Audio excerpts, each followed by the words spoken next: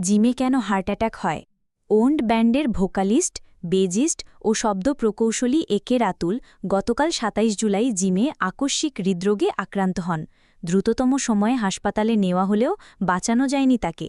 হৃৎপিণ্ডের সুস্থতার জন্যই তো শরীরচর্চার পরামর্শ দেন চিকিৎসকেরা। তবে কখনো কখনো শরীরচর্চা করতে গিয়েও কারো কারো হার্ট অ্যাটাকের খবর পাওয়া যায়। এমনকি আকস্মিক হার্ট অ্যাটাক কারো মৃত্যুর কারণও হতে পারে। আদতে কি শরীরচর্চার হার্ট অ্যাটাকের ঝুঁকি বাড়ে? শরীরচর্চা করা হলে দেহে রক্ত সঞ্চালন বাড়ে।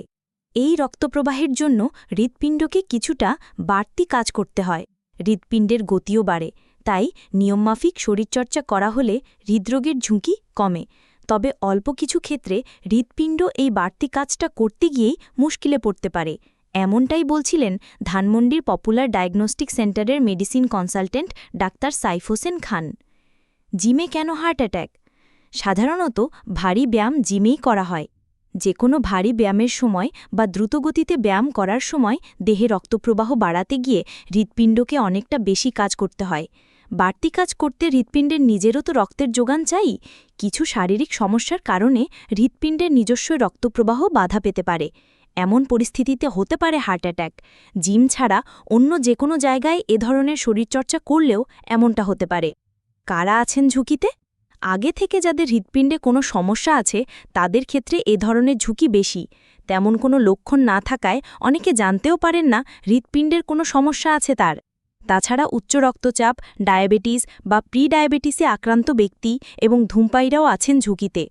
অতিরিক্ত ক্যাফেইন এবং এনার্জি ড্রিঙ্ক গ্রহণেও এমন ঝুঁকি বাড়তে পারে। পরিবারে হৃদরোগের ইতিহাস থাকলে ঝুঁকি বাড়ে। কারো কারো ক্ষেত্রে পানিশূন্যতা বা লবণের ঘাটতিও হতে পারে কারণ। চাই সতর্কতা। অনেকেই কম বয়সে বিভিন্ন দীর্ঘমেয়াদী রোগে আক্রান্ত হন। তবে অনেক ক্ষেত্রে এসব রোগের তেমন কোনো উপসর্গ থাকে না। তাই আপনি নিজেকে সম্পূর্ণ সুস্থ মনে করলেও ভারী ব্যায়াম বা দ্রুতগতির ব্যায়ামের চর্চা শুরুর আগে চিকিৎসকের পরামর্শ নিন। আর দীর্ঘমেয়াদী কোনো রোগে ভুগলে অবশ্যই চিকিৎসকের কাছ থেকে জেনে নেবেন কী ধরনের ব্যায়াম আপনার জন্য নিরাপদ। এমনকি ব্যায়ামে অভ্যস্ত হলেও ব্যায়ামের সময় নিজের প্রতি একটু খেয়াল রাখুন। খারাপ লাগলে সঙ্গে সঙ্গে থামিয়ে দিন নিজেকে। যেসব বিষয় খেয়াল রাখা উচিত সবারই। ভারী ব্যায়াম বা দ্রুতগতির ব্যায়াম হুট করে শুরু করতে নেই। প্রথমে কিছুদিন হালকা ব্যায়ামের অভ্যাস করুন।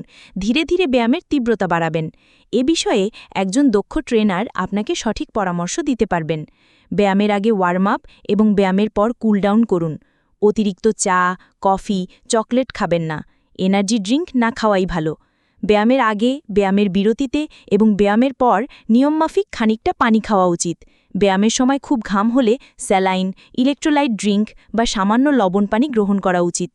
জিমে ব্যায়াম করলে এমন জিম বেছে নেওয়া উচিত যেখানে কোনো জরুরি পরিস্থিতি সৃষ্টি হলে ট্রেইনার কার্ডিওপালমোনারি রিসাসিটেশন দিতে পারেন।